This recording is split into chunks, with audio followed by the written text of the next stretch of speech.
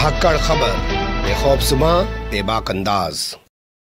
धाकड़ खबर में आपका स्वागत है। मैं आपके साथ हूं अकरम रईस खान। रिजल्ट आ चुका है। रात को 4:30 बजे प्रेस कॉन्फ्रेंस करके चुनाव आयोग बता चुका है कि किसकी सरकार बनने जा रही है और किसकी सरकार नहीं बनने जा रही है। यानी कि एनडीए सरकार बनाने जा रहा है और यूपीए यानी कि महागठबंधन सरकार नहीं बना पाया है। इसके बाद बहुत सारे राजनीतिक विशेषज्ञों की ओपिनियन आपने सुनी होगी, लेकिन एक शख्स हैं जिनका नाम है पंकज श्रीवास्तव। उनकी ओपिनियन को भी लोग बहुत सुनते हैं, तिलकधारी के नाम से मशहूर हैं। तो उन्हीं की ओपिनियन आपके सामने कुछ सवालों के जरिए रखने जा रहा है धाकड़ खबर। बहुत शुक्रिया। दिल्ली वापस लौट आए? जी सर। क्या सरकार नहीं बनी इसलिए वापस लौट आए? नहीं, हमने तो पदयात्रा करी थी बिहार में बाढ़ समस्या पर। जो बिहार में लगातार बाढ़ की समस्या है, वहां कोसी, कमला, गंडक, बागमती, महानंदा नदियों पर अगर डैम का निर्माण होता तो बिहार आत्मनिर्भर होता। हमने इसके लिए पदयात्रा करी थी। संजोग से चुनाव का समय था, राजनीतिक पार्टियों को यह बताना था कि बिहार में यह भी मुद्दा है। लेकिन आप बिहार से हैं और चुनाव के दौरान बिहार में रहे हैं और प्रचार भी आपने खूब किया है, फिर भी आप महागठबंधन को जितवा नहीं पाए और हारती वहां से निकल लिए। देखिए, महागठबंधन से गलती क्या हुई और जो भाजपा ने चक्रव्यूह की रचना की थी, जिस तरीके से आजादी से पहले 1941 में श्यामा प्रसाद मुखर्जी ने मुस्लिम लीग के साथ सरकार बनाई थी, धर्म के आधार पर विभाजन की बात की थी। 1943 में गुलाम हुसैन, हुदैतुल्लाह खां और जिन्ना के साथ सिंध प्रांत में सरकार बनाई थी। एक बार फिर भाजपा आरएसएस के लोग, रॉयल सीक्रेट सर्विस वाले गोरे अंग्रेजों के दलाल और मुखबिरों ने फिर से आधुनिक भारत के जिन्ना ओवैसी के साथ मिलकर देश के लोकतंत्र को का मजाक उड़ाया, संविधान का चीरहरण किया है। यानी कि आपको एक आदमी मिल गया ओवैसी, आप गाली देके अपनी हार का ठीकरा उस पर फोड़ देंगे। ओवैसी जी उस समय क्यों नहीं बोलते हैं जब बिहार में बाढ़ की समस्या होती है? कहां रहते हैं जिन्ना साहब, आधुनिक भारत के जिन्ना, भाजपा के एजेंट? एक बात बताइए, भाजपा के लोगों के ये जीजा फूफा लगते हैं जो इन पर कार्रवाई नहीं होती है? कैसी बात कर रहे हैं? ये लोकतंत्र का सीधा सीधा चीरहरण है। बाबा साहब अम्बेडकर के संविधान का इन्होंने बलात्कार किया है। संविधान का देश की जनता कभी नहीं माफ करेगी। बिहार के जनता के आपने देखा, अनप्लान्ड लॉकडाउन के माध्यम से पैर के जो छाले पड़े थे ना, वो भी नहीं सूखे हैं। आपने कैसे उम्मीद कर लिया कि बिहार की जनता वोट दे देगी? सारे न्यूज चैनल पब्लिक ओपिनियन में ये बता रहे थे कि महागठबंधन सरकार में आ रही। महागठबंधन के नेताओं से गलती क्या हुई? इन्होंने स्ट्रांग रूम की सुरक्षा नहीं करी ढंग से। ये ओवर कॉन्फिडेंस में थे और भाजपा आरएसएस के लोगों ने ईवीएम हाईजैक कर लिया। एक बात बताइए, एक ही सीरियल नंबर का दो ईवीएम मशीन मिलेगा? अब बटन कहीं दबाइएगा, कमले दबेगा। आरा के बाजार समिति में ईवीएम से भरी हुई ट्रक मिली, समस्तीपुर में मिली। मैंने प्रशासन आपका है तो क्या नंगा नाचिएगा? सीबीआई, चुनाव आयोग, तमाम देश की संवैधानिक संस्था, यहाँ तक कि देखिए सब रखेल बन के काम कर रही है। आपने एक बात बताइए, बिहार की वो जनता कैसे भूलेगी कि बाढ़ में तिल तिल कर मरती रही? वो पुणे से आने वाला बिहार का बेटा कैसे भूल जाएगा जो अपने बीमार माँ को कंधे पर लाद के आया? आप कैसे ये भूल सकती है दरभंगा की वो बेटी जो फरीदाबाद से साइकिल चलाकर दरभंगा तक गई थी? लोग घरों में कैद हैं, लोग भूखमरी के कगार पर हैं। मैं पीएमसीएच गया था, पीएमसीएच में इतनी अव्यवस्था है कि लोग घूट घूट कर मर रहे। वहां सफाई नहीं हो रही है। प्राइवेट कॉन्ट्रैक्टर के लोग 5-5 हजार रुपया कॉन्ट्रैक्टर स्टाफ को सैलरी दे रहे हैं। आप बिहार की अव्यवस्था दिखा सकते हैं? ये सारी चीजें आप लोगों ने चुनाव से पहले, चुनाव के दौरान खूब गाई हैं, लेकिन आपकी बात से दो चीजें निकल के आई हैं। एक, आप अपनी हार का जिम्मेदार ठहरा रहे ओबीसी को, दूसरा ठहरा रहे ईवीएम को। काम करना बस की नहीं है। एक बात बताइए, अमेरिका जैसा बुद्धिमान देश बैलेट पेपर से चुनाव कराता है? मोदी जी कहे ट्रंप बा, अरे बैल कराया होता ना तो हम सब हाईजैक कर देते। देख हमारे यहाँ भी क्या हो रहा है। मतलब या तो आप क्या कहना चाहें कि देश के जो दलाल मीडिया के पत्रकार हैं, जो सारे चैनल पर जो गठबंधन ओपिनियन पोल्स दे रहे थे, मीडिया वाले गलत बोलते हैं? आप यही कहना चाह रहे हैं? आप अपने ही आदमी को गलत बता रहे हैं? बताइए, ये तेजस्वी यादव के रैलियों में जो इतनी भीड़ आ रही थी, वो कहाँ से भैया? प्रधानमंत्री की रैली में 2500 का भीड़ नहीं था, जिन निकल के आया है ईवीएम से। आपने देखा इलेक्शन कमीशन के साइट पर 119 लोगों के नाम थे तो फिर 110 आदमी को ही सर्टिफिकेट क्यों दिया गया?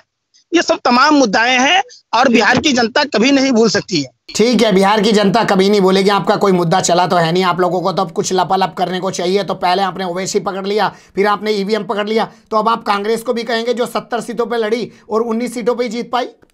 बिल्कुल कह रहे हैं ना, जो ये गठबंधन में नेता थे, जैसे 70 सीट मिला, अगर आम कर्जकर्ताओं को टिकट मिला होता, नेता अपने बेटाओं को देने में नहीं लगाए होते, तो निश्चित तौर पर 10-20 सीट का फर्क आता, इसमें कहीं कोई दो राय नहीं है। लेकिन बिहार में जो आधुनिक भारत के जिन्ना है, इसका सबसे बड़ा समीकरण ओवैसी साहब का चला, जिसने महागठबंधन के उम्मीदवारों को हरा कराने के लिए एक बार फिर अभिमन्यु अपने ही चक्रव्यूह में, जो भाजपा के द्वारा जो चक्रव्यूह की रचना की गई थी, अभिमन्यु हार गया। जैसे महाभारत की लड़ाई में चक्रव्यूह की रचना की गई थी, ओवैसी जी, मायावती जी ने क्या कहा था उत्तर प्रदेश में? पत्रकार महोदय, आपको तो पता है, आप इतने बड़े चैनल में हैं कि हम सपा को सबक सिखाने के लिए भाजपा को मदद करेंगे। उपेंद्र कुशवाहा, ये सब चक्रव्यूह की पहली रेखा थे। दूसरी रेखा पप्पू यादव और चंद्रशेखर रावण जी का था, तीसरा लोजपा का था। तो ये लोजपा के लोगों ने जहां जहां भाजपा के कैंडिडेट थे उसके समर्थन में वोट किया। लोजपा के लोगों ने बाकी जगह जनता दिल यू को काटने के लिए अपने कैंडिडेट खड़े किए। क्या आपके बस की काम करना है? काम करना आपको आता है? काम करने का तरीका आप लोगों के पास है? बीजेपी ने, केंद्र सरकार ने, पूरा आरएसएस ने, उत्तर प्रदेश की पूरी सरकार ने जान लगा रखी थी बिहार में, आप लोग क्या कर रहे थे? देखिए भैया, इन्होंने देश बेचा है, इनके पास पैसा है देश के दलाली का। इन्होंने पैसे का जम के धनबल का उपयोग किया है। चांदी के जूते में शक्ति थी। एक बात बताइए, बिहार के मजदूरों के लिए एक हेलीकॉप्टर था क्या? 20-20 हेलीकॉप्टर बिहार में घूम रहे थे। बिहार के लिए एक भी बसों का इस्तेमाल भाजपा आरएसएस के लोग, ये गोरे अंग्रेज के दलाल और मुखबिर लोग, नमक हराम नमक हलाल लोग, आधुनिक भारत के जयचंद लोग, एक भी बस का व्यवस्था किया था क्या? आपने देखा होगा 50,000 एलईडी से लैस डिजिटल गाड़ियां घूम रही थी बिहार में। पूरे देश भर से गाड़ियां मंगाई गई थी भाजपा और जनता दल यूनाइटेड के प्रचार में। आपको नहीं लगता कि अब ये जो आपकी बातें हैं, किसान आंदोलन, हाथरस का मामला, आपने कहा कि मैंने पदयात्रा की बिहार को डूबने से बचाने के लिए, ये सब मुद्दे फैल हो गए? अब हिंदू मुस्लिम मुद्दा जो बीजेपी ने चलाया वहां जाके, धारा 370 की बात की, जिन्ना की बात की, कश्मीर की बात की, वो लोगों ने सुना और समझा, राम मंदिर को वोट दिया? नहीं भैया, आप लोग टीवी चैनल में बैठकर मीडिया के पत्रकार बंधु खुद ही तय कर लेते हैं। एक बात बताइए, आपको बोलने की आजादी मिला, इसका ये मतलब थोड़े ना है कि आम जनता को नहीं मिलता है। आप देखिए, भाजपा के लोगों का, मीडिया के लोगों के सोचने का तरीका अलग है। सुशांत सिंह मामले में सुसाइड नोट नहीं था, फिर भी रिया चक्रवर्ती पर कार्रवाई होती है। 2 कौड़ी के लुच्चा लफंगा पत्रकार अर्नब गोस्वामी, जिसकी औकात नहीं थी, 20 से 30 हजार रुपया कमाने वाला टीवी चैनल का मालिक हो जाता है। और रिपब्लिक भारत रखने से पूरा भारत का मालिक हो जाएगा। कहता है पूछता है भारत, अब भारत की जनता थूकता है भारत, अब मुंबई पुलिस ठोकता है भारत। आप समझिए कि कैसे बना।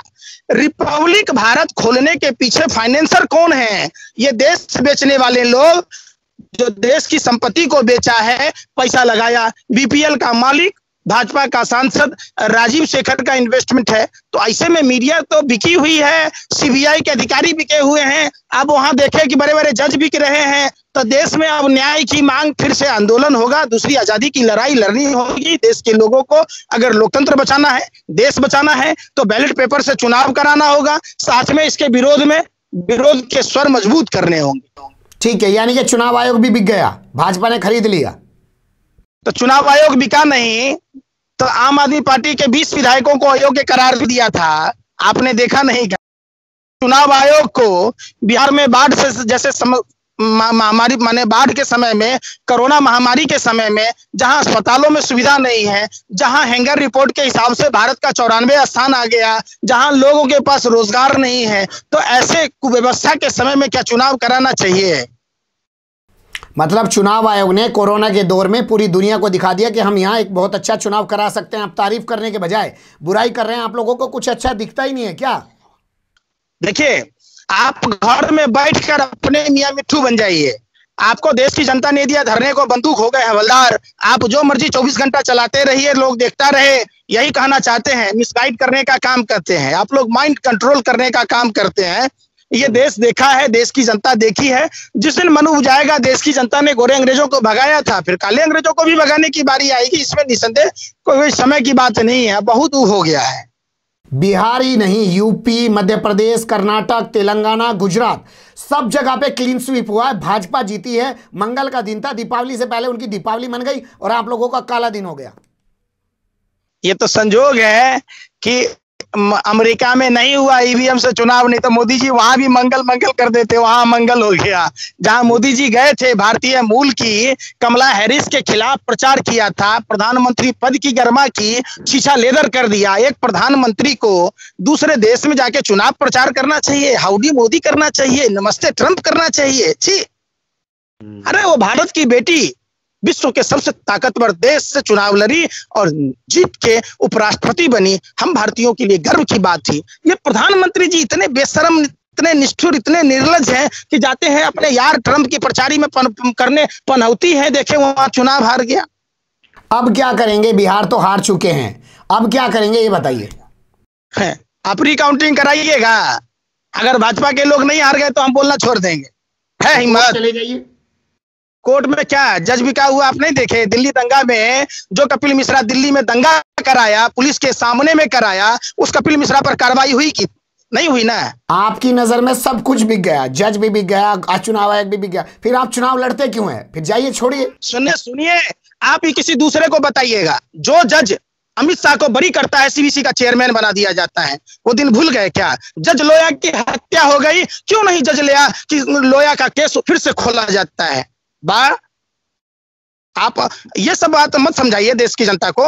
वो जज जो कपिल मिश्रा, अनुराग ठाकुर, परवेश साहिब सिंह वर्मा पर एफआईआर दर्ज करने की बात थी, उसका रातों रात क्यों ट्रांसफर कर दिया गया? एक आखिरी सवाल आपसे कर लेते हैं। चुनाव आयोग पे आपको भरोसा नहीं है, रिकाउंटिंग आप चाहते हैं, कोर्ट आप जाएंगे नहीं, तो होगा कैसे रिकाउंटिंग? तो भैया, तो चुनाव आयोग को चाहिए ना कि टीएन सेशन जैसा चुनाव आयोग बने, पारदर्शिता रखे। जहां स्ट्रांग रूम पर ईवीएम जाता है, वहां सारे कैंडिडेट के लोग जाएं, स्ट्रांग रूम की रखवाली करें। आपको पता है पोलिंग बूथ से जो जाता है तो कहीं और रखा जाता है ईवीएम मशीन, फिर वहां से स्ट्रांग रूम जाता है। ये सब के बीच में कितना बड़ा खेला झोल होता है। एक बात बताइए, ईवीएम मशीन आजकल डिजिटल इंडिया के युग में सुबह से रात हो जाता है काउंटिंग करने में, है? किसको समझा रहे हैं भैया? आपके मुंह में दही जमी, आप लोगों को कुछ समझ नहीं आ रहा, आप कुछ नहीं कर सकते, सब कुछ वही कर रहे हैं। हम लोग एज ए सोशल वर्कर हैं, किसी पार्टी के मेंबर नहीं हैं, लेकिन देश को बचाने के लिए जो ईस्ट इंडिया पार्ट 2 के लोग हैं, जो देश को बेच रहे हैं, इसके खिलाफ करते हैं। जो भी पार्टियां चुनाव लड़ती है, उनके नेताओं को चाहिए कि इन मुद्दों को उठाना चाहिए, उसके लिए लड़ाई लड़नी चाहिए। बहुत बढ़िया बात आपने आखिर में कही कि जब हार जाते हैं तभी ईवीएम पे सवाल उठाते हैं। असल में ईवीएम के खिलाफ ढंग से अभियान चलाइए। हम सोशल वर्कर हैं, हम अपनी आवाज़ उठा सकते हैं। बहुत शुक्रिया तिलकधारी जी, आपने पर एक शख्स को आज आधुनिक भारत का जिन्ना बता दिया है। उसकी एक राजनीतिक पार्टी है, आपको जवाब देना पड़ेगा। ये दिल्ली में चुनाव क्यों नहीं लड़ रहे? आप सब जगह चुनाव क्यों नहीं लड़ रहे हैं? आप वही दिखता है जहां भाजपा को पैदा पहुंचाना है। एक बात बताइए, जब बारिश पठान बयान देता है कि 30 करोड़ मुसलमान 100 करोड़ हिंदुओं पर भारी पड़ता है, अनुराग ठाकुर कहता है देश के गद्दारों को गोली मारो सालों को, तो ये भाजपा के लोग हाथ पर हाथ धरकर मुजरा गा रहे होते हैं।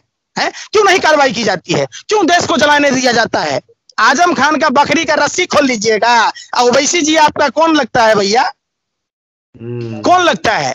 चलिए, बहुत शुक्रिया, बहुत शुक्रिया। ओवैसी आपका कौन लगता है? जब आजम खान पे इतनी कार्रवाई हो सकती है तो ओवैसी पे क्यों कार्रवाई नहीं होती है, ये कहना है तिलकधारी जी का। फिर उनसे जुड़ने की कोशिश करेंगे, क्योंकि बिहार चुनाव के जो हार और जीत के नतीजे हैं, इन पर बहस अभी आसानी से रुकने वाली नहीं है। बने रहेगा धाकड़ खबर के साथ। फिर ऐसे ही किसी सुलगते हुए अवलस्त मुद्दे लेकर हम आपके सामने होंगे हाजिर। फिलहाल अभी हमें दें इजाजत।